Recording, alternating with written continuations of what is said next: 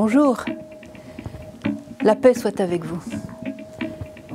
J'ai une très bonne nouvelle à vous annoncer aujourd'hui, à vous qui êtes en souffrance. C'est que Jésus le Christ nous a laissé un cadeau extraordinaire au cours du XXe siècle, à travers une grande sainte que Jean-Paul II a canonisée en l'an 2000, la première sainte de l'an 2000, sœur Faustine Kowalska de Pologne.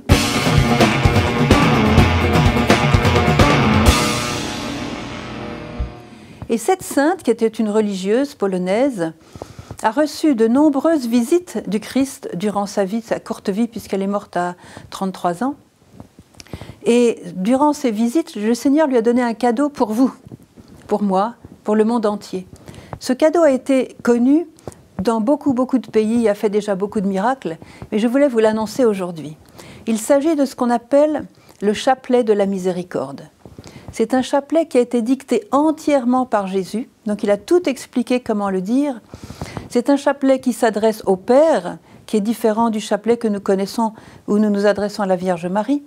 Et c'est un chapelet qui est beaucoup plus court et qui porte des fruits que lui-même a clairement expliqués à sœur Faustine pour nous tous.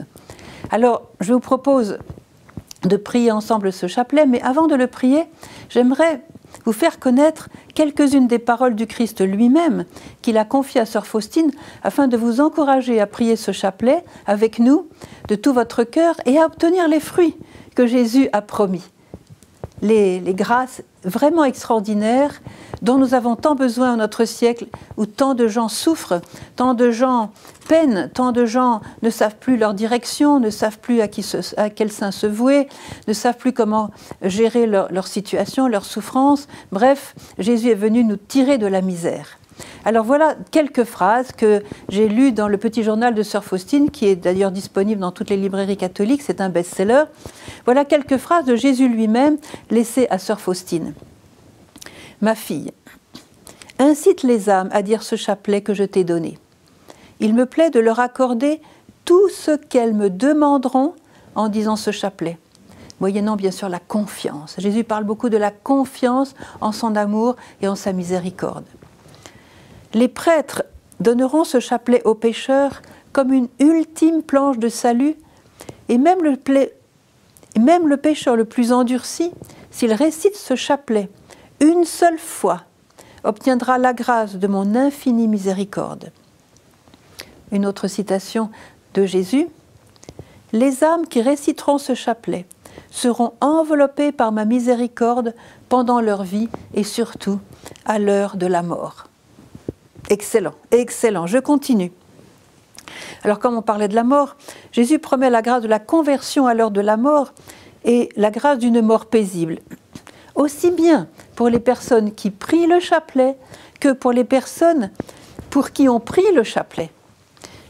Donc, il est très particulièrement recommandé de prier ce chapelet auprès des agonisants.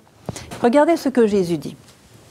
À l'heure de la mort, je défends comme ma propre gloire chaque âme qui récite ce chapelet elle-même, ou bien, si d'autres le récitent près de l'agonisant, l'indulgence est la même.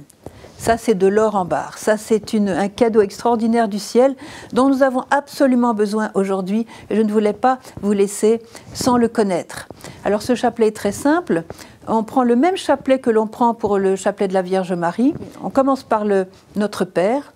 Ensuite, on dit un Je vous salue Marie. Ensuite, le Je crois en Dieu. Et puis après, les dizaines. Le Notre Père est remplacé par une courte prière. Et puis chaque Je vous salue Marie de la dizaine est remplacé par une très courte invocation à la miséricorde du Père. Alors maintenant, je n'ai plus qu'à vous laisser expérimenter cette magnifique prière qui va certainement vous changer la vie, vous redonner de l'espérance, du punch, de la foi, de la confiance et beaucoup de joie.